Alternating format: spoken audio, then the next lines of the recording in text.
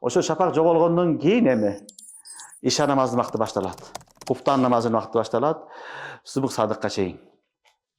Субук садыкка чейин аны вакыты болот. Бирок иша намазынын афзел вакыты түндүн авалгы 3/1-де. Авалгы 3/1-де окуган афзел. Иля нисфил лайлга чейин дагы макрух.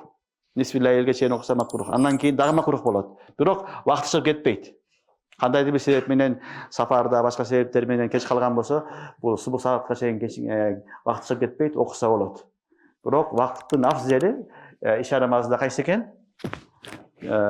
Авалгы 3/1-де, түндүн авалгы 3/1-де окуган окушлук афзел. Дагы бир намаз бар, витр важип дейбиз. Бул витр важип намазы куфтан намазынан кийин окулат.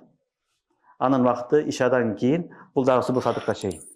Ишадан кийин окулунат, ишадан алдын окулунбайт. Витр важипте балдар, афзели ким эрте менен тура алса, туруп окуганы жакшы.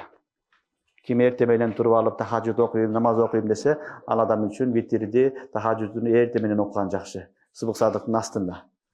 Эгер ким өзүгө ишенбесе, уктап калыш коркунучу болсо, анда шариятыбыз жеңилдик кылган, куфтан намаздан кийин чоң окуй бересиң. Куфтандан кийин эле үйүңдө же мечитте чоң окуп койсо дагы боло берет. Бирок ким өзүнө ишенсе, эртерээк окуйм, кечирээк окуйм десе, бул анын үчүн афзел, жакшыраак. Мына ушул намаздардын вакыттары. Эгер же кайсы бир жерде талаада, чөлдө, саат жок, телефон жок жерлерде октаса, ушундай жол менен намаздын вакытын билип алса болот. Демек күндү карап туруп, чак түш болуп туруп намаз окуганга болбойт экен, батып туруп окубойт болбойт экен деп эмне кылса болот, айырма кылса болот.